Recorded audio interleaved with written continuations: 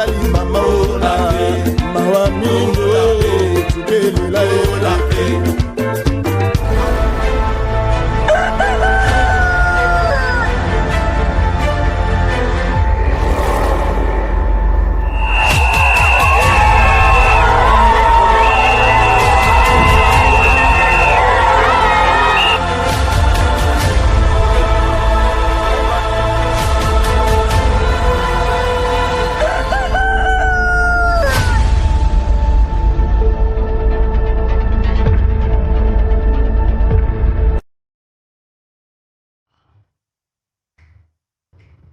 Voilà, mokolo ela mon abino balandi émission tola muka émission de betaka mingi masolo na oya bisomboka République démocratique du Congo bana Congo, installez-vous confortablement parce que oya bino émission le premier numéro de la semaine yango eko banda déjà na ba sujet d'actualité oya zali bongo ko défrayer chronique en République démocratique du Congo pe à Kinshasa nini oyo to beta bongo masolo na kati ya oya bisomboka soki to beti yango te bana la biso parce que naïb sakabino toujours que République démocratique du Congo tozali biso moko. Nous n'avons pas de pays amis. Ceux qui nous entourent, les 9 voisins, bazali bongo bazali ko s'illustrer le rôle ba ennemi à République démocratique du Congo. Kasi lolenge ni nesengeli comportement na biso ezala envers batonyo so bazali ko entourer biso Rwanda, Uganda, Burundi, même le Congo Brazzaville oya zali ko zwa ennemi na ye. Comme ennemi, pardon. Azui mabele a pesiye. Pembeni ya fleuve Congo. Poya ko chaiki ki na kati ya République démocratique du Congo. Mesdames et messieurs. Toyebi lolenge ni diplomatie ya mokili etambolaka. Lolenge ni les relations au niveau international etambolaka. Maintenant on se pose la question, Brazzaville, Congo Brazzaville, est-ce que zali bongo un pays ami ou pays ennemi? Bandeko bozalaka kuna à côté à Brazzaville na Pointe-Noire, bandeko bozali na Brazzaville la capitale de la République du Congo, vous pouvez me répondre. Bon comme la ngai pona ko pesa ngai réponse. Est-ce que Brazzaville aujourd'hui s'illustre comme un pays ami à la République démocratique du Congo ou à un pays ennemi? Installez-vous confortablement, nous allons en parler. Tokobeta bongo masolo ma matali mosolo ya République démocratique du Congo. Lolenge nini yango ezali géré. Boyoki le dossier forage, lolenge nini ba congolais bandongwani. Babeti bongo masolo banda soki un mois toko solo la toyebite ba forage o ebimiseli biso des millions de dollars. Ba adresse na yango ezali wapi? Bino ba prestataire wapi ba forage ya mosolo oyo to bimisi. C'est vrai to bimisi mosolo ebele. To yebite ba forage yango ko pesa biso ba jito miliki. Kasi ezali wapi? Ata na cher na yango wana ezali wapi? Ce sont des grandes questions que nous nous posons. Kasi na kati ya dossier wana nous allons essayer de piocher. Ya koyeba réellement quelles sont les responsabilités de chaque ministre. Ba responsabilité à UGF ezali wapi? Ba responsabilité à premier ministre ezali na niveau nini? Lorsqu'on cite ici 80 millions de dollars, parfois tous yango na bo pété. Bandeko ba ko beta lisolo ya 80 millions de dollars, tous yango na pété, mais je vous rappelle que na procès 100 jours, au total ka lokola match ya football, procès à Kamere. Et Salamaka sur base, il y a 57 millions. Aujourd'hui, nous parlons de 80 millions, mais nous parlons de 80 millions. Congolais va habiter 1 kilomètre de route, il y a 4 bandes. 1 kilomètre, écoute, 1 million de dollars. Ça signifie qu'aujourd'hui, en République démocratique du Congo, ceux qui ont 80 millions, oh, et monanité, nous avons perdu 80 km de route. Est-ce que nous réalisons ça?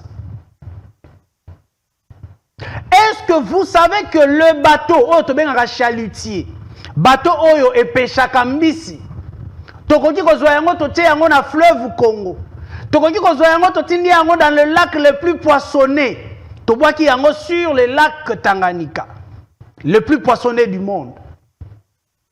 Et Zweli bisombisi potolia lisusu ba chincharte. bateau wana moko prix nango ebandaka ya moke ezaka na $800,000. Soki ekei likolo makasi ba bateau ya minene esali $2 millions. Donc avec cet argent que nous avons perdu, la République démocratique du Congo pouvait causer plus de 40 bateaux. Plus de 40 bateaux de pêche. Na mosolo to kozwa na lolenge ya loyenge to ko beta yango ezokende. Mais c'est plus de 40 bateaux de pêche. Combien de tracteurs oyo République ekokaki kosomba tozwi yango topesi yango ba mama maraîcher olie bosala bilanga na Congo bolesa ba congolais biloko ezala cher topesi bino ba tracteurs ya ofele bino bosala kaka mosala pona kosunga ba kongomani bandeko na ngai mosolo ya République démocratique du Congo dilapidé. Que se passe-t-il au juste? Mais quelle est la responsabilité aujourd'hui de chaque ministre? La responsabilité de chaque structure au état la kamakambo ya mosolo. Je vous rappelle ici que mosolo wana ebimi na lolenge nini en procédure d'urgence. Banani ba concevoir qui projet? Le projet a été conçu na kati ya ministère. Oyo ndeko Rubota azali ko diriger développement rural. Le projet vient du ministère de la Finance. Oyo ezali kopesa biso ezalaki chiffré na forage moko na plus de $400 millions. $400,000. On essaye de débattre un peu. La République essaye de quitter yango avec Ndeko Kazadi de 30%. Oyo bozoyo kalelo que forage moko coûtait plus de $350,000. Plus. Donc, ils ont approché déjà 400. Mais quelle est la responsabilité du ministère des Finances? Quelle est la responsabilité? Il y a UGF. Quelle est la responsabilité du ministère du Développement Rural dirigé par M. Rubota? Quelle est la responsabilité des prestateurs? Quelle est la responsabilité de la passation de marché? Parce qu'ici, on nous parle d'un marché, une passation de marché, mais on va s'avoisiner. Na marché à gré à gré. Nous en parlons. Invité Nangaya Azali déjà sur mon plateau. Nous essayons yako solo la masolo yango yako yeba responsabilité ya moko na moko. Toko yape ko beta na masolo ma imatali UGF ondeko Jules Alingeti Azali bongo ko diriger mokolo ya lelo Azali ko bénéficier na confiance ya chef de l'État. Toko mekape kozwa quelques images, l'olengeni UGF azali ko travailler simana yango na kozela ba réaction na bino pour boye bisanga réellement. Est-ce qu'il faut toujours renouveler confiance dans Ndeko Jules Alingeti? Est-ce que le chef de l'État doit toujours continuer avec Jules Alingeti? Topé Jules Alingeti mosala na ye komi na suka. Asi alembi esengeli ba changer ye. Ba trouver biso oiseau mosusu rare. Oya koya kosala la République démocratique du Congo na ba congolais mosala lolenge oyo esengeli. Est-ce que azali kosala mosala na ye ndenge ya bandaki yango? Topé lelo Jules Alingeti akomi politique. Nous en parlons avec Ndeko invité Nangaï à Mokolo ya lelo kombo na ye Ndeko Didier Mbongo mingi mbote na yo et bienvenue. Mbote Ndeko Isaac. Bonne santé na yo. Santé, grâce et grâce. Merci Nandengo ya minga sur na plateau na yo. Nazongi sous lelo parce que vraiment félicitations, l'émission les a vraiment suivi. Merci. Bandeko ba bengi biso de partout dans le monde comme Boza c'est Canal Plus. Bengi en tout cas babino Ndeko Didier benga Ndeko Isaac zonga lisusu parce que tozana moi mituna moi ben inquiété ya mike o mekaso ko yana biso en tout cas félicitations. Merci beaucoup Ndeko Didier. Beaucoup de réactions déjà dans l'émission na ya mbala eleki mais bandeko bazali ko mituna est-ce que na mosolo oyo ba congolais ba kolela sikoyo près de $80 millions attaque comme ministre alobaki 71 millions mais ali kaka ebele. Oui. IGF oyo ko sokola ka mikolo nyonso. Jules Alingeti oko sokola ka mikolo nyonso. Bomoni tete Jules Alingeti azalaki faible. Nde ba betiye Mosinjo ba betiye dribble pombo solebima yaye bate. Merci Ndeko Isaac. Koloba kozala faible za makasi mingi. Ndenge na bisaki bino la fois passée misoloana ebimaki na procédure d'urgence. Très bien.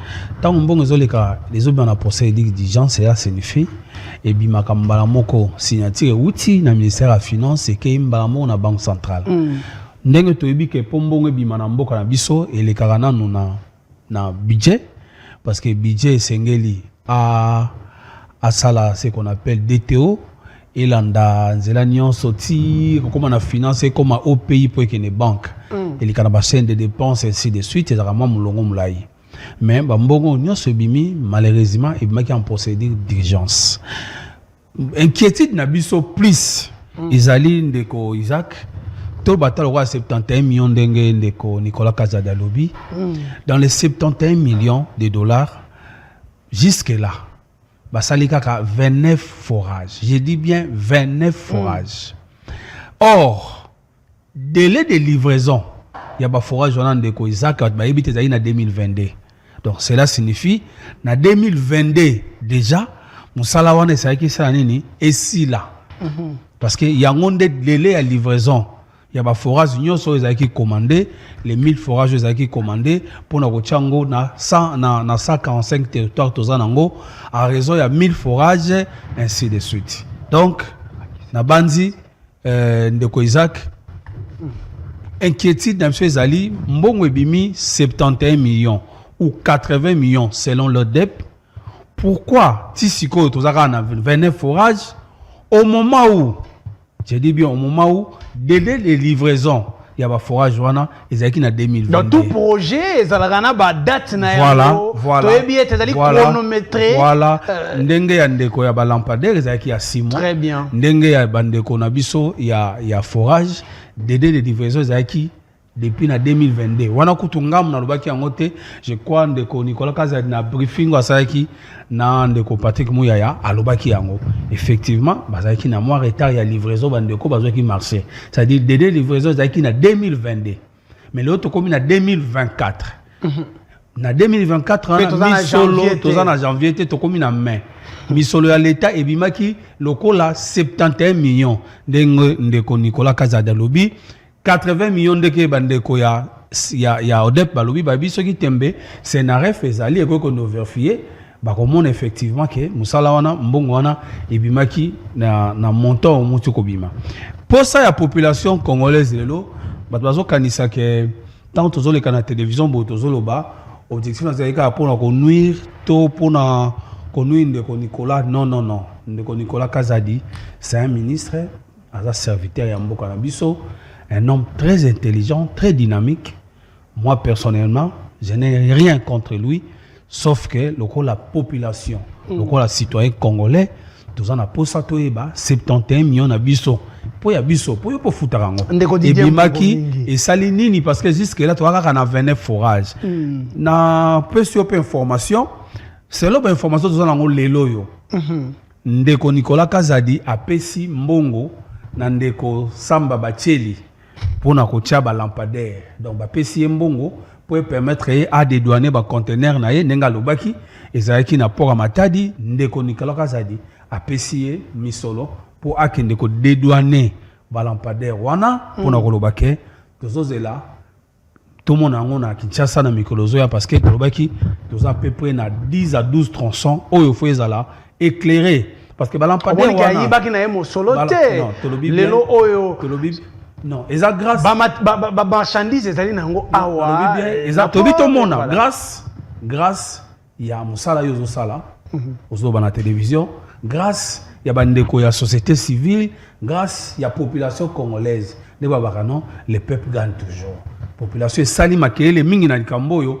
De tout monde en ndenge na yoki information na zuna tongo ya lelo na loba. Eza yango na pour na loba ke.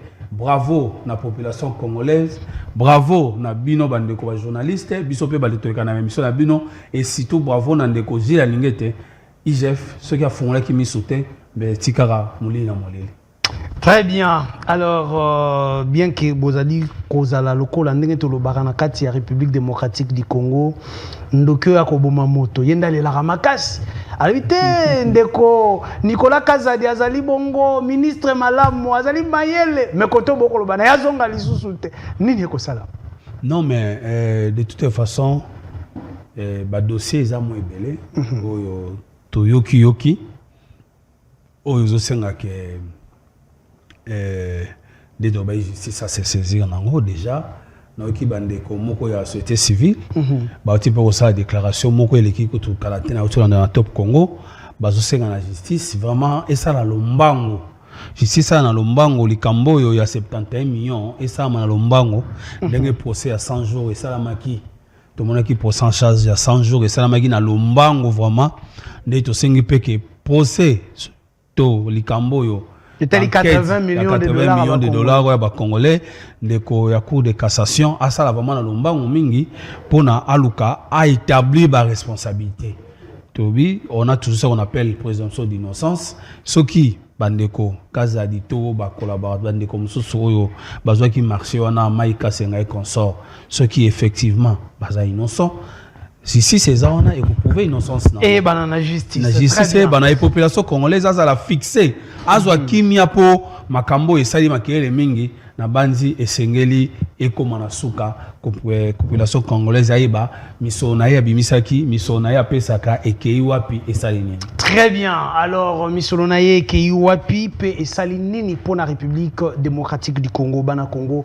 Nous prenons d'abord ces premiers éléments où ils allaient ko kotisa biso penza na bain ya émission na biso ya mokolo ya lelo ils allaient ko ramener biso penza na sujet ba phare ya émission na biso ya mokolo ya lelo. Nous prenons ces premiers éléments et nous revenons tout juste après pour continuer avec notre émission Régie Image. Voilà, je pense la régie se prépare pour nous sa finance. Premier élément de l'émission Voilà, régie Image et nous revenons tout juste après. Finance a rendu public les conclusions de sa mission d'audit du fichier de la paye des agents et fonctionnaires de l'État. C'était lors d'une réunion tenue ce jeudi 27 avril devant les responsables de la paye des différents services de l'État, notamment les forces armées de la République, la police nationale congolaise, le CECOP et les secrétaires généraux de l'administration publique. De ce travail de titan abattu par l'IGF, il ressort des cas d'irrégularité graves. L'inspection générale des finances vient de constater les cas ci-après. Nous avons 145 604 agents et fonctionnaires de l'État qui sont dans les fichiers de la paye avec des numéros matricules fantaisistes. Deuxièmement, nous avions constaté les cas de 53 328 agents et fonctionnaires qui disposent de plus de 2 numéros matricules dans les fichiers. Nous avions également constaté les cas de 93 356 agents et fonctionnaires de l'État qui partagent les mêmes numéros matricules avec d'autres agents de l'État. Nous avons également constaté les cas de 931 agents et cadres, particulièrement du ministère du Budget, qui étaient payés sur plus d'une liste. C'est-à-dire ce sont des gens qui se sont arrangés pour se faire payer sur plusieurs ministères au même moment. Et enfin, nous avions découvert 43 725 agents de l'État qui sont payés sur la liste des CECOP et des forces armées de la République démocratique du Congo sans que ces agents aient été déclarés ou reconnus par leur service d'origine. C'est donc une nouvelle boîte à Pandore que vient d'ouvrir l'inspecteur général chef de service Jules Linguete. Suite à ces fraudes massives, le Trésor public accuse tous les mois un manque à gagner d'environ plus de 148 milliards de francs congolais. Pour l'IGF, ces cas d'irrégularité seront désactivés en toute urgence et les fraudeurs mis à la disposition de la justice. République démocratique du Congo, yango hermoko tango toyoka ke Congo epumbwaka ndeko moka lobité Congo epumbwaka. Congo ce n'est pas normal. République démocratique du Congo. Nazo zongisa élément pour la deuxième fois. Liboso la pesa ndeko Didier Maloba. République démocratique du Congo. Lolenge nini Congola koki kozala na motema mabe contre mboka na ye moko. Ndeko Wilson lui dit ça zongisa la biso sur élément na Congolais à comprendre pas si ya ba fonctionnaire et uta wapi. Liboso la pesa invité na Maloba zongisa la biso élément s'il te plaît. Finance a rendu public les conclusions de sa mission d'audit du fichier de la paye des agents et fonctionnaires de l'État. C'était lors d'une réunion tenue ce jeudi 27 avril devant les responsables de la paye des différents services de l'État, notamment les forces armées de la République, la police nationale congolaise, le CECOP et les secrétaires généraux de l'administration publique. De ce travail de titan abattu par l'IGF, il ressort des cas d'irrégularité graves. L'inspection générale des finances vient de constater les cas ci-après. Nous avons 145 604 agents et fonctionnaires de l'État qui sont dans les fichiers de la paye avec des numéros matricules fantaisistes. Deuxièmement, nous avions constaté les cas de 53 328 agents et fonctionnaires qui disposent de plus de 2 numéros matricules dans les fichiers. Nous avions également constaté les cas de 93 356 agents et fonctionnaires de l'État qui partagent les mêmes numéros matricules avec d'autres agents de l'État. Nous avons également constaté les cas de 931 agents et cadres, particulièrement du ministère du Budget, qui étaient payés sur plus d'une liste. C'est-à-dire ce sont des gens qui se sont arrangés pour se faire payer sur plusieurs ministères au même moment. Et enfin, nous avions découvert 43 725 agents de l'État qui sont payés sur la liste des CECOP et des forces armées de la République démocratique du Congo sans que ces agents aient été déclarés ou reconnus par leur service d'origine. C'est donc une nouvelle boîte à Pandore que vient d'ouvrir l'inspecteur général chef de service Jules Alinguete. Suite à ces fraudes massives, le Trésor public accuse tous les mois un manque à gagner d'environ plus de 148 milliards de francs congolais. Pour l'IGF, ces cas d'irrégularité seront désactivés en toute urgence et les fraudeurs mis à la disposition de la justice. Vous comprenez, chers Congolais, bisika oba millions ya République démocratique du Congo et Koken. Natango tozo lela que ba fonctionnaire bazo futa mamala moté. Mais au kuta moto moko azana 10 numéros matricules. 10. Ndeko Didier, j'aimerais d'abord osala une réaction par rapport à cet élément. On peut se dire que la République démocratique du Congo biso moko ba Congolais ndetoko bomayango. Ndeko Isaac nalobata lo wan ndeko alobaki on dirait Congo epumbwaka. Oui, sincèrement. On dirait Congo epumbwaka. Comment tokoza muté ma bébé? Mon cher, je suis fonctionnaire de l'État. OK. Vous savez combien de fonctionnaires oyo basalaka baza mécanisé té? NI baza boni. Oyo aza pe parent, aza moboti, aza na bana, aza na mwasi, aza na baleki, akendaka musala tongo nyonso na ndenge pe horaire en komi balobi pare fe bandaka 8h boy. Pas il paraît, musala yekoma ko banda 8h pour la 17h. Yebsangai, il y a des gens qui vont au ministère basala raté. Et basala pas do baza bafuta marana fin du mois té. Mais asala musala azofuta maté. Kole kakutu na ndeko mususu. Oyo avandi na ye asala ke lokote azozambo ndeko yoka. Nous avons 145 604 agents fictifs. C'est-à-dire obati kala kozalate. Mais ba komo na bango ezalaka kuna. Ils ont affiché à paye. Mosolo na bango ebimaka parce que okomona mutu mususu azawana mais ana 10 places azwa mbongo. Comme salaire à 300, je crois 303 000 francs. Donc, il y a au moins 3 300 chaque fin du mois. Il y a ceux qui ont 20 places. D'accord, il y a un scandale. Il y a même la direction à payer.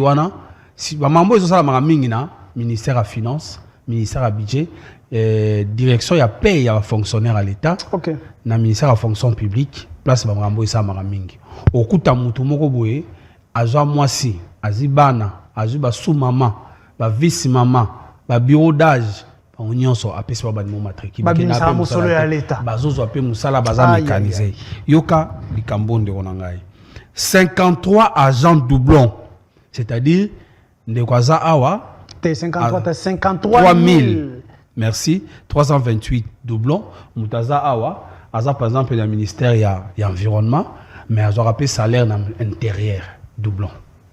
Or, loi et péquisi que un fonctionnaire à cause de doublement salaire. Voilà. Nous avons 93 356 agents ayant les mêmes numéros matricules avec d'autres agents de l'État. Au mon niveau, nous avons 931 agents, dont ceux du ministère du budget, qui touchent dans plusieurs ministères, et 43 725 qui touchent à la fois à la CECOP et au FARDC. Bandeko ba bunda guerre na est bazo souffrir. Et comme que liana mosolo ya ba mapinga boyaza na e soda te mazwaka mbongo ya ba soda tala niveau. Ndeko eza pasi mingi. Makambo yo e confirmer oyo makambo ndeko VPM Jean-Pierre Liawa Lobaka que République démocratique du Congo a bungisaka 50 millions de francs congolais. Je dis bien 50 milliards de francs congolais chaque mois. Il y a paye, il y a doublon, il y a kimilar, fictif et autres. Donc ça donne des millions de dollars. Des millions de dollars. Mbongo oyo et bungaka chaque jour, chaque mois na caisse à l'État pour na bateau basaka musalate.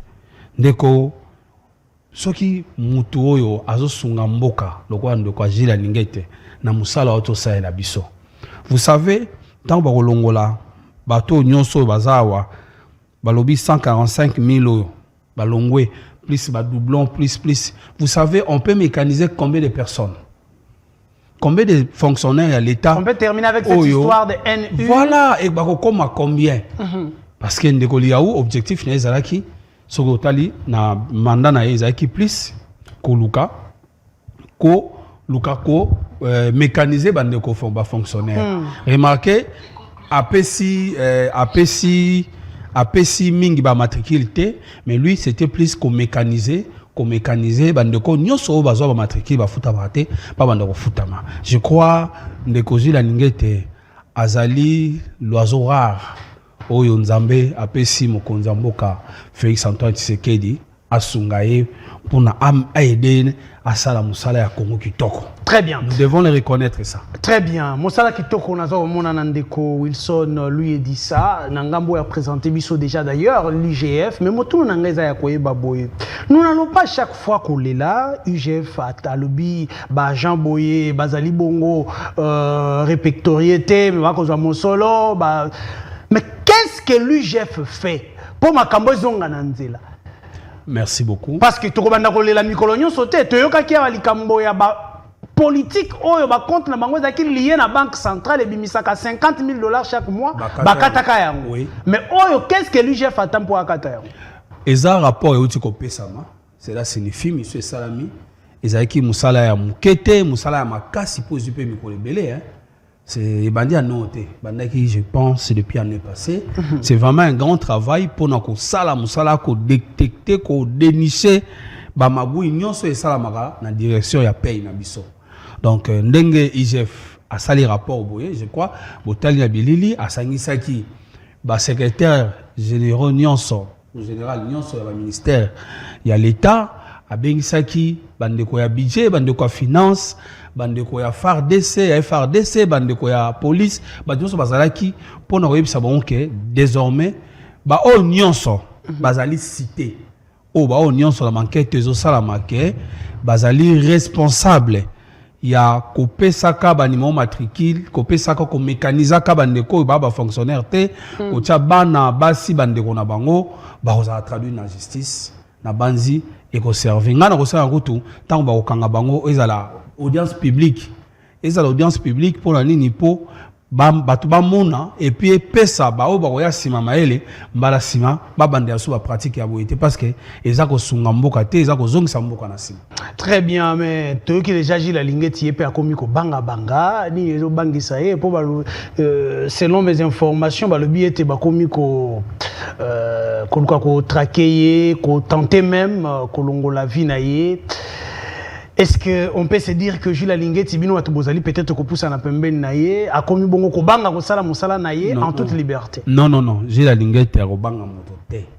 Na banzi bato ba ko sala magui o bazoluka pona ko tenter via ndeko Jules Alingeti ko bosana te ndeko Jules Alingeti azali rola Angelou o Nzambe a pesi biso na mboka Congo pembeni ya mokonza mboka Félix Antoine Tshisekedi pona ko sunga mboka ke liboso ya liboso ndeko Jules Alingeti azala protection divine. Mais tu vas toujours ko benda matoi ya ba service à sécurité pona ko fungola mwa miso kota mo badongolo miso ebele bazawana na teko na ndeko moka yote koleka na miso lobi il y a plus de $500,000 au été mis en jeu pour monter ba stratégie même ko imiter voyant ndeko Jules Alingeti lelo avec la technologie c'est possible ba imiter voix na yo lelo c'est possible bande comme susu na landa ki susu ndeko moko ya communicateur FBC ya FDC ya ndeko bati ko baleka na je crois na télé 50 yé pa lo baki ke effectivement ba ya ki ko contacter ye akende asangana bango on a même envoyé une personne akende na Afrique du Sud ko filmer ba villa ainsi de suite pour na lo baki non ta la villa oyo ezan de quoi Jules Alingeti ainsi de suite. Bref ba détractateurs. Non mais attendez, tant que vous avez des détracteurs, est-ce que l'élo oyo, on peut se dire qu'un fonctionnaire de l'État, le collège Jules Alingeti, peut commencer à construire une école, à kaba, à zo, marambo à construire un débat congolais, bah comme il douter. Un fonctionnaire à comme il un niveau, il devient politique, plus politique qu'un fonctionnaire. Non, de Jules Alingeti, c'est un haut fonctionnaire de l'État.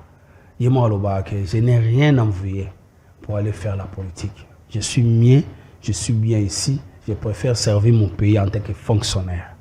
Donc, on so kanisa ke ndeko Jules Alingeti ako kende na politique ça parce que il en a pas besoin. Imaginez ndeko Jules Alingeti a se retrouver ministre dans le gouvernement, a eu interpellation, monsieur yé babengise na Assemblée nationale, a comme dans Assemblée nationale il se retrouve ndeko Matata Ponyo procès Bukangolonza vandiwana ndeko ateni Longondo.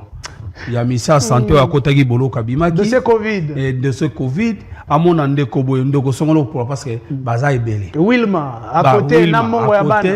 Bref, yeb sangai batwana taba monaye comme à dépendre parce que le gouvernement dépend du parlement, ba osani ba régler ba compte.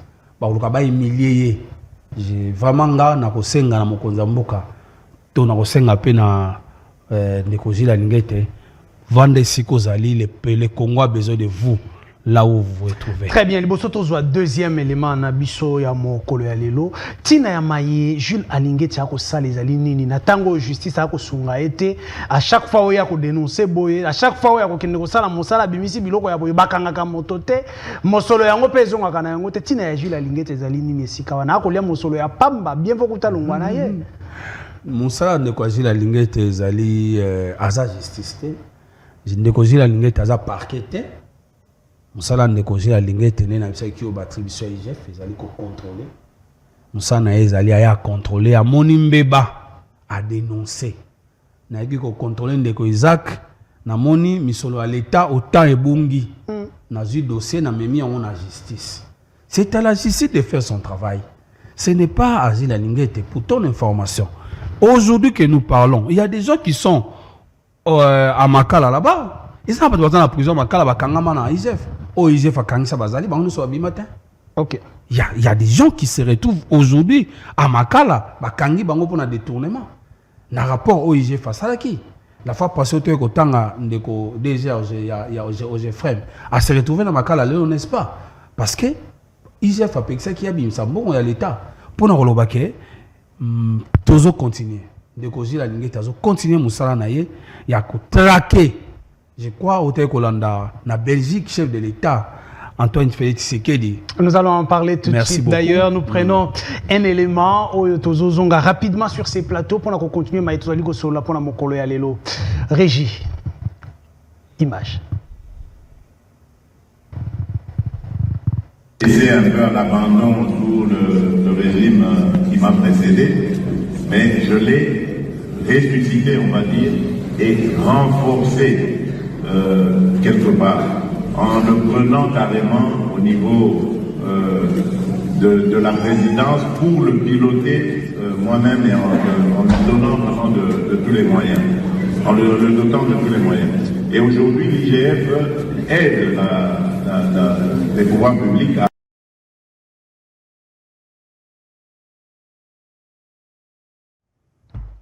Voilà, wana ezali bongo président de la République Félix Antoine Tshisekedi liboso ya diaspora congolaise vivant na Europe oyo alobi ete oyo IGF azali kosala ye moko nde azali sima na yango parce que ye moko azali kopesa impulsion eloko oyo ye abendela IGF na kati ya présidence ya République elongwana na ngambo ya ministère ezali po IGF asala mosala oyo azali kosala. Est-ce qu'on peut se dire aujourd'hui que ezalaki utile que le président de la République abenda IGF esika oyo ye moko pour gérer.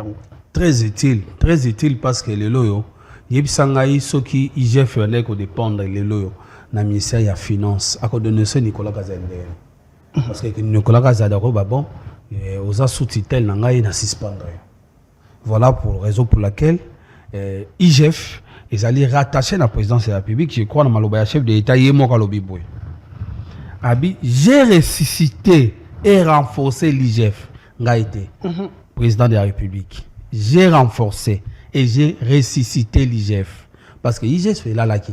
Na période du président Kabila, l'IGF est au Canada. Tant on est Félix Saye, Azimon Amboka Gila Lingete, le loyo, l'IGF est la mouki. À l'objet, je l'ai rattaché à la présidence pour la piloter moi-même. Je dis bien moi-même. Chef, tant on t'a dit moi-même, à Betty Tolo. À l'objet, pour la piloter moi-même. Ok? Adoptant tous les moyens. Aujourd'hui, IGF aide les pouvoirs publics à exercer la pression sur ceux qui s'adonnent au détournement et à la corruption. Donc, je crois, message à chef de l'État, na Belgique, Libosa, la diaspora, parce que le chef de l'État est la personne la mieux informée. Aïe, Marambo, Nyon, le cas. Aïe, Bango, Koleka, Bisso. Le loyo, tant bazo taken de koji la lingette bazo vilipender dans les réseaux sociaux bazo tinda ba communicateur bazo ta ba $500,000 en jeu pour na koluka ko détruire ko néantir mon mboka ji la lingette chef de l'État et biango ayo karayango. Non mais il ne faut pas aussi répondre. Gilles Alinghet azali IGFT, IGF ezali Gilles Alinghet c'était. Les autres ont la capacité à Gilles Alinghet est-ce que comme ça là que Félix Tshisekedi a toujours la confiance na toi renouveler confiance wada. Oui, le chef de l'État, quand il parle de l'IGF, il parle de la personne de Gilles Alinghet. Parce que c'est lui le monteur. C'est lui la pièce motrice. Motrice, il y a IGF. C'est lui qui est au centre. C'est lui qui pilote l'IGF. Naina lo baboye, bande ko bobozo ndangai, soyi boye ki IGF aye ko sala enquête to à rendre public enquête songolon pakala, bo finga yete, bo bundisa yete. Je crois chef de l'État lo baki yemoko o alobi bien nyonso IGF fait salaka ezangande mutu na salaka yango. Gilles Alinghet n'est qu'un simple instrument. Donc ngana oloba voilà nga micro oyo ezo servir ngaka po aimer ma voix et bimisa na babafu. C'est comme ça. C'est le chef de l'État. C'est le chef de l'État, le garant de la nation, le numéro 1. C'est lui, ce n'est pas Gilles Alinghet. Ndeko Nicolas Kazadi, dossier forage, dossier lampadaire. Ezam Gilles Alinghet était, ezam mokonzi ya mboka. Boso solité message wana. Et puis alobi on a moment où makambo za mbilinga. Ayibisi bino alobi, c'est moi. Tout ce que l'IGF fait, abetelongo to lobi ezangai. Gilles Alinghet n'est qu'un simple instrument. Et là si que bandeko nyonso yo badukaka babundisa ndeko Gilles Alinghet mokonzi mboka répondre bango indirectement pour na yebisa monke bozala kimia eza Gilles Alinghet te zangai. Non mais attendez. Olobi ezali Gilles Alinghet te ezali chef de l'État. Voilà. Donc soki lelo bayoki Gilles Alinghet na makambo ya dossier communier na mama Kipendano kuna na ministère ya portefeuille et le chef de l'État nem tatindaki Gilles Alinghet akende ko traquer kuna. Soki toyoki makambo ya Tony Mwaba et lobby était chef de l'État mutatindaki Gilles Alinghet na ba inspecteur na ye ba kesala nyamu kuna. Nyamu ezala. Partout tozo ka Gilles Alinghet akama ko kabola ba pourcentage chef de l'État ne mutatindaka. Deko Isaac oza na télévision. Nazoba na télévision. OK.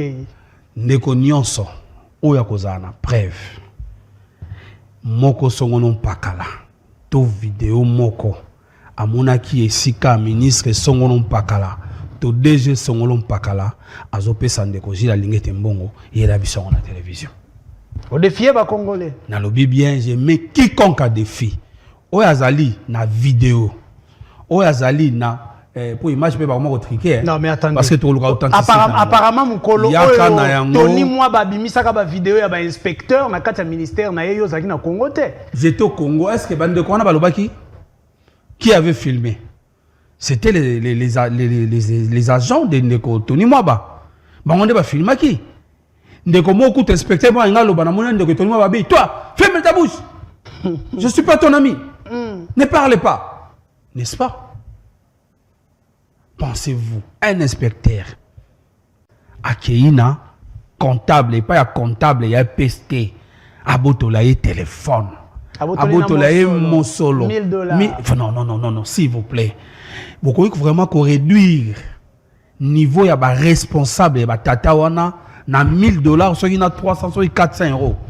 C'était une comédie. Malheureusement de mauvais goût. Sale blague. Et simbagité.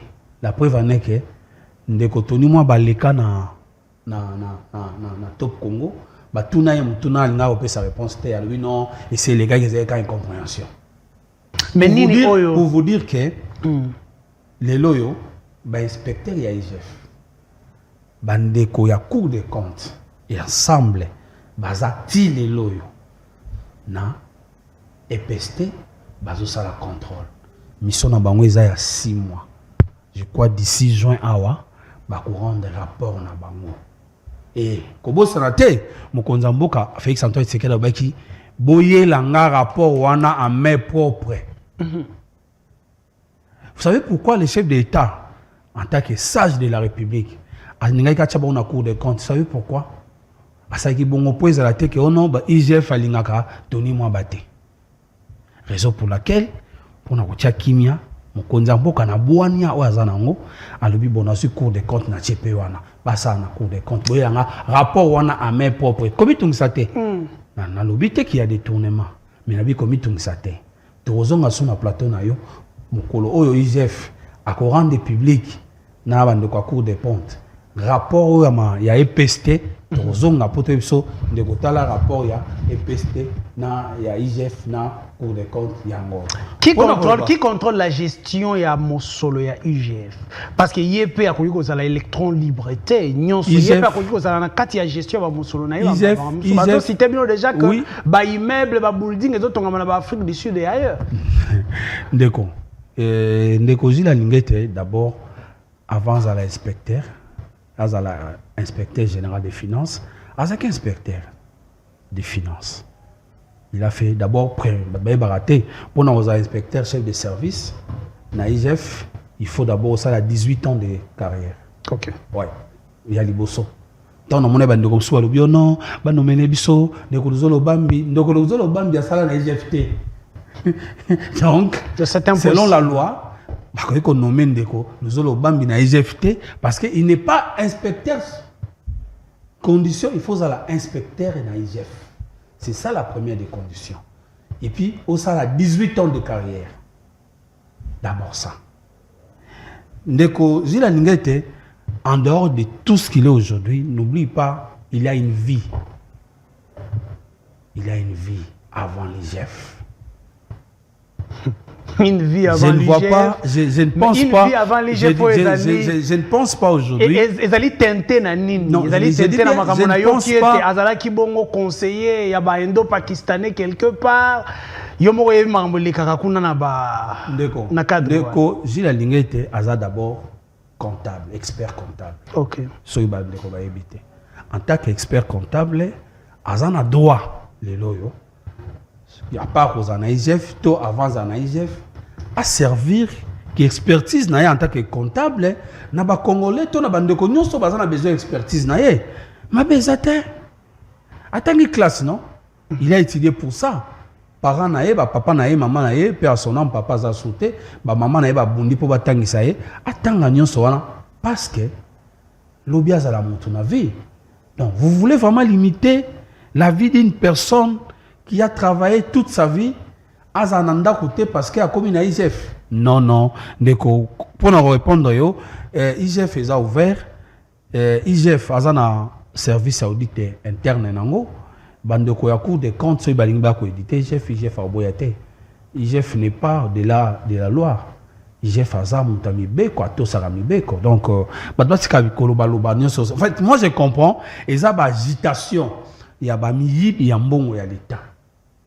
Parce que na Congo, on a mon mboka, oh badbaoka somme oyiba million tel roi Congo. Et quand on vole, c'est en termes de millions. J'ai dit, quand on vole au Congo, c'est en termes de millions. Na comment tu n'as ni déjà j'ai fait bakangi na 400 quelques mille. On dirait les amoukié, limisanga. Parce que na Congo wa badbaoka raba millions. So yibuta yibi millions. So yibuta yibi millions. Où allons-nous? Raison pour laquelle le chef d'État lobby toko bunda toko sama kasi et nongo nandeko jila lingete pona koluka ko sili sa corruption bien que au monde partout il y a la corruption mais toke na poto toke les États-Unis il y a la corruption mais to diminuer en haut la preuve est que tant ndeko jila lingete yaka tozaka na C na ba indice ba pays na classement le plus corrompu mais na mo temps à sali na IGF le loyo à longo libiso on a gagné 10 places. Très bien. Donc pour nous baki musa les osama et longo na chef de l'État comme je vous ai dit chef de l'État baki moko nyonso oyo chef d'État zo sala Niger Frigila zo sala ezali makasi ezali sous la supervision du chef de l'État, Félix Antoine Tshisekedi. Très bien. Liboso était aussi l'Issana émission. Nous allons prendre le dernier élément que pourra nous proposer Ndeko Wilson, Louis Edissa, et nous revenons tout juste après pour Kozwa Virage Yasuka et émission Nabiso. Régie, image. Je le fais en ma qualité d'un des anciens, parce que ça fait des années que j'évolue dans la profession. Certes, il y a des avancées, beaucoup d'avancées par rapport à ce que nous avons vécu. Le gouvernement actuel s'est efforcé à améliorer les actions de la diplomatie. Lorsque je suis arrivé ici au Maroc, il y a de cela près de 7 ans, je n'avais pas trouvé ce qu'il je devais m'attendre en termes diplomatiques. Et en termes des difficultés, oui, j'en ai trouvé, puisque j'ai eu à vivre 36 mois dans un logement qui ne nous appartenait pas, et je suis resté 36 mois sans payer. À l'heure actuelle, je suis très fier.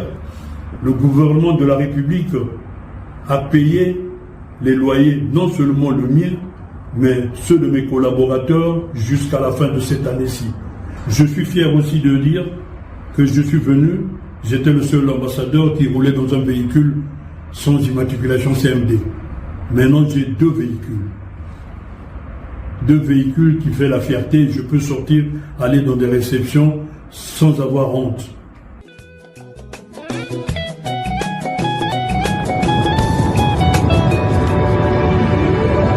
Bienvenue dans...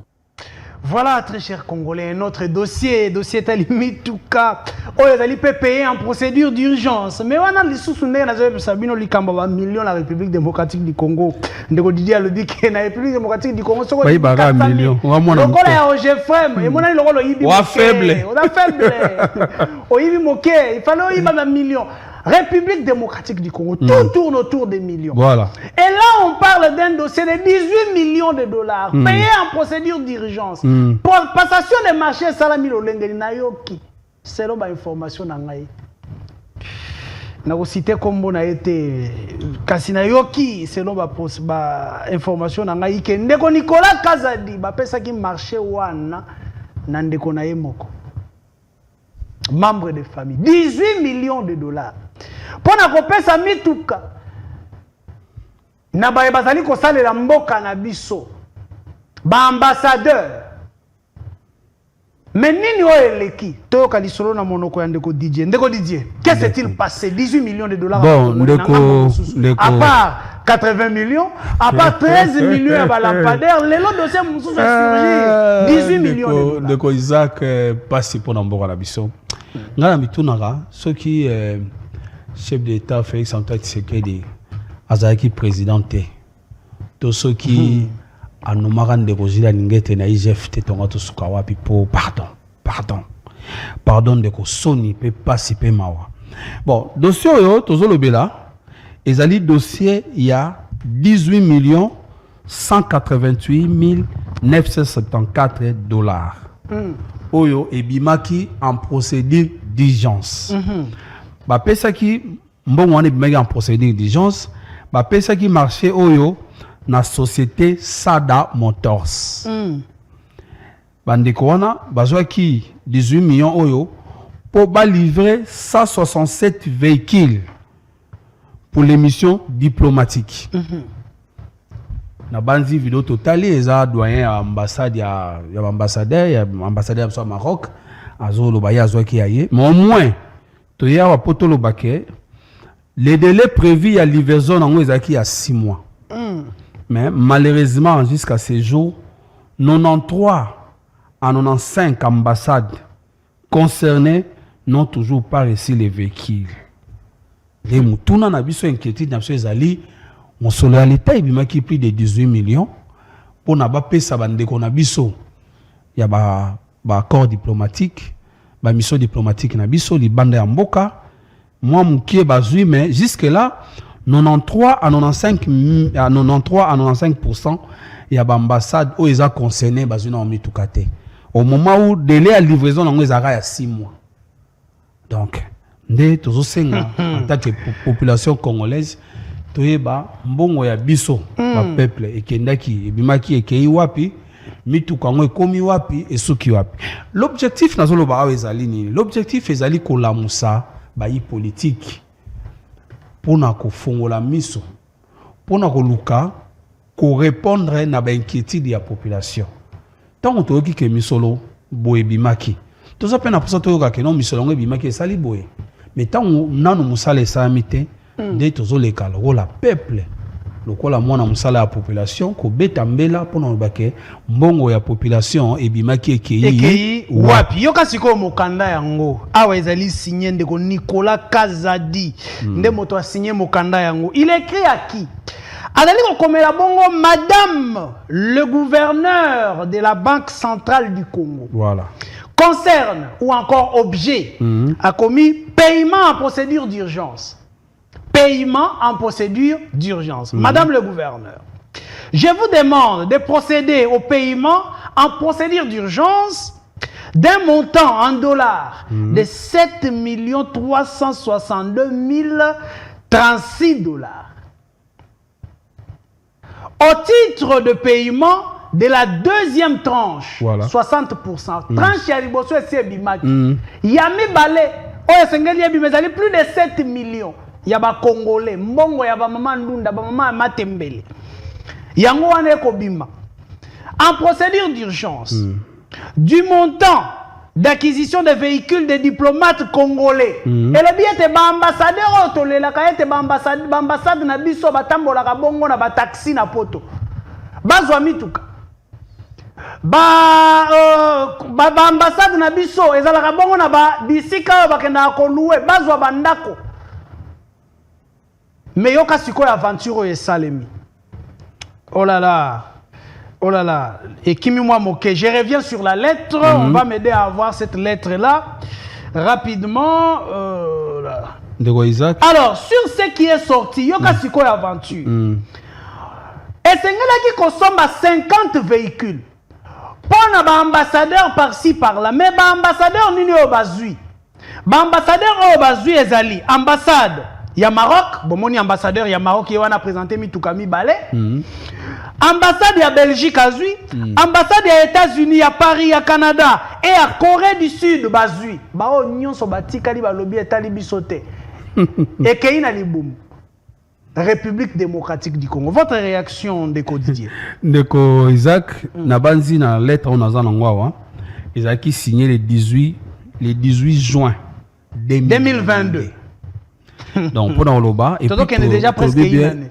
Donc, tout le qui d'ailleurs n'est pas en 2022. Donc, 2 ans. Donc, pour nous dire Mituko Faiba livrer dans 6 mois. C'était ça le délai de livraison. 6 mois. Parce que Makambo, ce peut être le que Ondoko, Zila Lingaka, Ndeko, Kazadite solo. Et puis, Batindi Yango na compte Sengeli Banque Centrale à Tinda Yango, à Tinda Yango, na Sada Motors, toujours RDC. Sophie. Toujours et Sophie Bank. Toujours Sophie Bank. La société est à qui? Bon, il paraît, je n'ai pas des précisions exactes, il paraît, dans ce cas, il paraît, il y a grand frère Ndeko Nicolas Kazadi. Il paraît, j'ai bien dit, je n'ai pas de précisions. Il paraît, il y a grand frère Ndeko Nicolas Kazadi. Ndengena Yoki. Mais je ne précise encore rien. Je ne dis pas encore rien avec précision. Mais il paraît, il y a grand, comme ne peut Kazadi, j'ai oublié le nom. C'est le grand frère de Nicolas Kazadi. Très bien, c'est un dossier que nous allons suivre de près parce que dossier forage. Voilà. Dossier lampadaire. Il y aura toute une émission, le temps pour moi à réunir les éléments sur ces dossiers, vérifier moto diriger Sada Motors sur Nani et nous reviendrons pour tous les détails.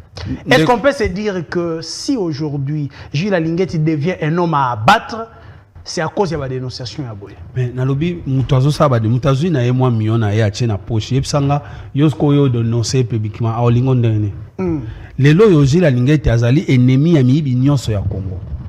Il y a certaines personnes balobi o eza dernier mandat chef de l'État. Ya photo fongola misutolia. Parce que Félix Azonga so présidente donc tana biso yango yo to beta na deuxième mandat tolia. Mais ce qui est causé la lingue tazawana, Moussa ne zaka ko dénoncer biso toliate. Pour ezalaka muke afundi muke a lobby muke a dénoncer. D'où il faut que bundana basali nyonso bazo sa nyonso ba que même si le plan politique ba lukaba abattre ye ba kei ko luka la ba façon nyonso pour ko discréditer Moussa de causer la lingue tazo sala parce que azo tia bango mal à l'aise.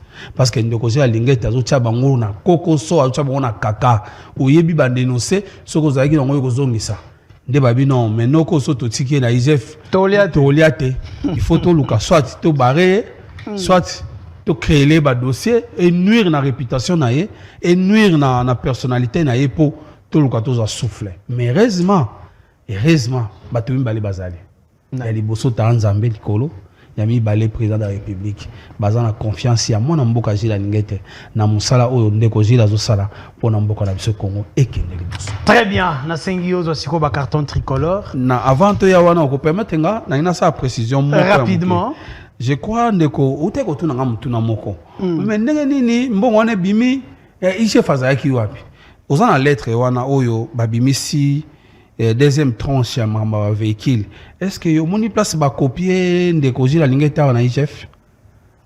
Même pas information. Voilà. On doit souligner que information on a apprécié en haut na vice-ministre et affaires étrangères, na ministre affaires étrangères, na ministre et budget. Il y a budget. Et ministre à budget a kotanga yango kotanga parce que c'est copie pour l'information.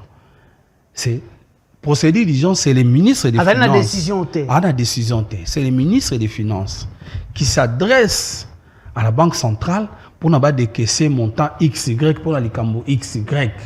Cela signifie les chaînes de dépenses, budget, IGF, ESA, Nassim.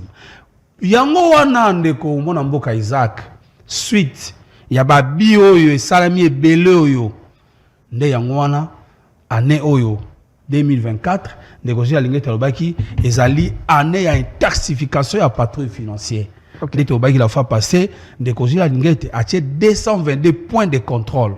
Na 222 points de contrôle wana pour na kosala likambo batali contrôle a priori parce que ceux qui à l'époque contrôle a priori zalaki mbele misola l'état ekeibo était tandé tout le monde le mamba lampadaire tout le monde le mamba forage parce que contrôle a priori zalaki té ezalaki contrôle a posteriori ndende kozi la Alinguetti na équipe ne ba monique contrôle pimisi ba faiblesse ebele eza na ba faiblesse ebele nde ba changer stratégie ba lobi bon comme eza ka na cadre d'attribution na biso to ken na contrôle a priori de to ba ton pied mon pied na kata contrôle a priori oyo tous en entreprise 44 entreprises à portefeuille au bazai qui concerné na hôtel Kolanda la fois passée ndeko Gilles Alinguet a annoncé déjà que ba entreprise est belé ba koti IGF a koti ka bango parce que apesi bango ma orientation na koyela dossier na mbala sima pona koyebisa onde ko temps ekomi na suka moyena zo tano mingi ezate pona koyebisa OK lelo yo ba bêtise oyo permettre ngana benga ngo bêtise ozonga lisute parce que le on a chaîne de dépenses na chaîne de dépenses na biso na niveau ya banque centrale ba inspecteur à IGF ba komi wana ba vandi bazuba kiti ba vandi. Ah OK, donc les lots nyonso yo le kana banque centrale quelle que soit la procédure ya IGF ate na procédure ya lola avant mbonge bima il faut bande kwa IGF ba bwaka liso soki ba mona ngo compliqué ba ya mona mbangu mokonzi na bango si vous le chef ndeko Gilles tala kuna to moni mbongo boye nge bima procédure d'urgence yo lobi nini c'est comme ça. L'importance et le contrôle a priori. Tolérance de tolérer la beauté. Donc voilà. Très bien. République démocratique du Congo. Mosolo est à la rabaï politique. Mboka est à la rabaï politique. Mboka est à la congolais. Maman à côté kama tembe la zali congolais ou congolaise. Papa ouais a teka kamai. A teki mai pona role sa bana na ya. Futa ka taxe na ye. Azali congolais. Au même titre que le président de la République, au même titre que Nicolas Kazadi, au même titre que l'inspecteur général et à finance, Ndeko Gilles Alinguet. Voilà.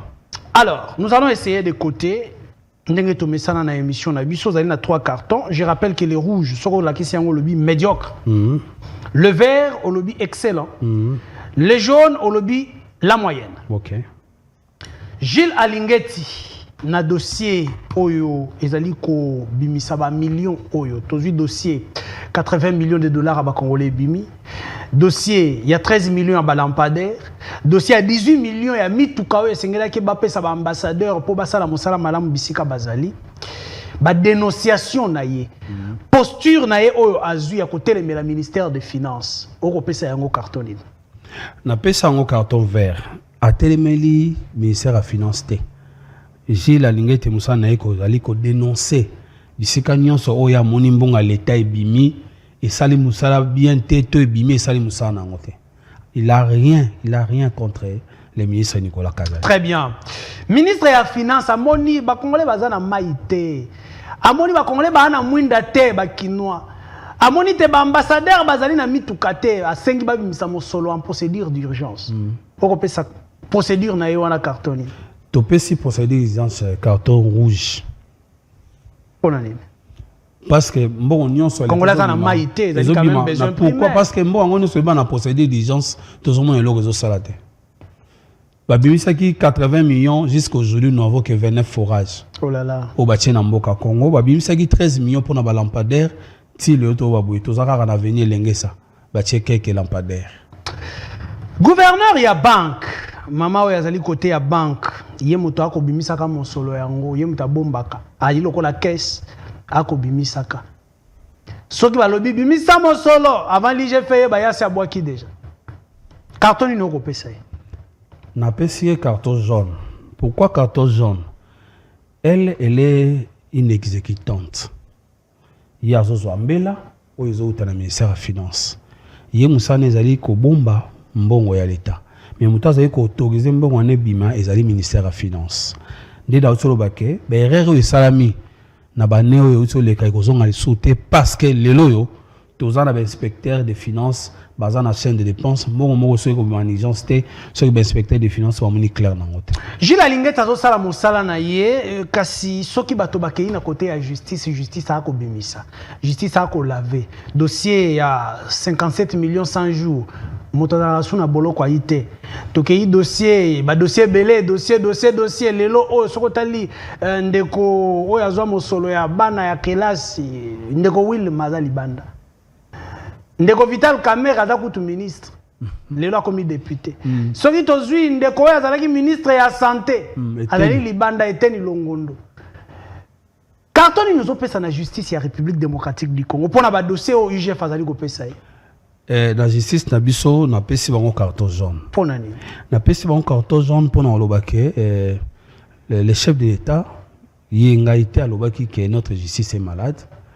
Mais namoni quand même fort yo mon mboka Mvonda Zosala le président cour constitutionnel parce que c'est lui le président de la magistrature. Ben il y a magistrature na biso. Namoni fort azo déployer pour na koluka ko zongi sa côté sa justice wana. Ya on appelle si jaune parce que na elikia que Makambo ndenge chef de Tobaki erreur a passé aux hommes à sauter. Très bien, dernière question. Le président de la République continue à garder Jules Alingeti pour na mosala oya ko sala to ebité mala moto mabe yé a trouvé te sengeli à garder carton ni ko pesa na président de la République. Na pesi mo konzambo ka carton vert. Asali choix malonga. En tout cas, asali que erreur te ya ko tchande ko Jules Alingeti wana. Vraiment félicitations président de la République. Vous avez quelqu'un à qui vous pouvez compter. Gilles Alingé est là. Il va vous accompagner à détraquer tous les voleurs, tous les malfrats, tous les frappeurs de la République. IGF Aroli Abino.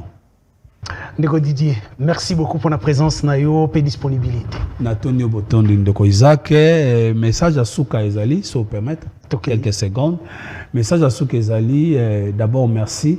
La la fois passée, je crois, moi, ma réponse au PC, tu as quand même pour satisfaire ma attente Nabino. Nous avons la justice, s'il vous plaît, papa, président, il y a cours de cassation, maman Tomonio, il y a cours de cassation, pardon, papa. Makambo, il y a lampadaire, Makambo, forage, vraiment, dengo, ça qui lettre, que Bandekon soit qui cité Makambo. Babi Mate, Tamawa Ndeko Rubota. Ndeko Rubota, il est parmi les gens où Babi Bima na Congo. Asala mouvement. Pourquoi Rubota Zolé? Pourquoi Rubota Zolé? Ndeko Gimi Koul, Koutazaka na gouvernement au dossier Bandaka, gouvernement FCC cash. Pourquoi Ndeko Gimi Koul Zolé la té? Ce moment Ndeko Gimi Koul a sali déclaration. Pourquoi seulement Ndeko Kazadi il faut s'agiter à comme lettre dans le Conseil d'État? Pour anéantir décision, il y a liberté. Non. Moi, je pense, monsieur le président, il y a cour de cassation. Vraiment, dans le mbango, tu peux sur l'injonction tes mains, biso peuple, tu dis pardon, papa, ça là, vraiment, dans le mbango, au éclairci, biso dossier, tu es bas, mion, biso bimaki, keiwapi, et salinini, coupable, futa. Merci beaucoup Atako Balobi, Jeff Akoma Bongo, ami à opposant pour na traquer bateau bazali ko sala mosala kitoko na kati ya pouvoir hein. Ibino bokoma ko subventionner ba opposant pour na ko attaquer bateau bazali ko sala mosala na gouvernement. Non, même pas. Ngana tunaki la fois passée ndekoloka Moïse Katumbi au foot avec combien pour le Belagile Alingeti. Non, na baki makamba détournement ya mbongo ya l'état parce que même ba opposant ba foot rapper ba mpako. Makambu ya détournement ya mbonga l'État eza lokola makambu ya guerre ya este eza lokola ndenge babwakaki bombe etali congolais nyonso ndenge babwakaki bombe bandeko na biso bazalaki na camp de réfugiés bakufa parce que nakenda ko visiter déjà une fois nazaka na Goma camp wana kota d'abord situation bandeko azo vivre na ngeza passe mingi koyoka lisusu ke une vingtaine de personnes bakufi bamiso bazana ba hôpitaux qu'on a biso ya Rwanda babwakaki ba bombe na bango ezo sa passe mingi na banzi di kambo ezo sa raté aux à la opposante aux à la moto à pouvoir pour l'obelango. Très bien. Merci beaucoup et mes salutations Nandeko Jules Alingeti qui est l'inspecteur général de la finance dans la République démocratique du Congo. Atako balingo accrédité Molière Canal Nato Sunganate sika émission émission et Ambarabino et les Kaka. Alandio. Merci beaucoup je crois. Prochainement tant que vous accrédité pensez aussi Nato Sungana télévision et Molière Canal parce que émission au Bolikarayango chaque fois. Merci à mon équipe technique. Il y avait Josué, il y avait Demise Vouemba derrière ma caméra, Plamedi Tondo. De l'autre côté de la régie, il y avait notre héros dans l'ombre. C'est aussi notre chef, hein, Ndeko.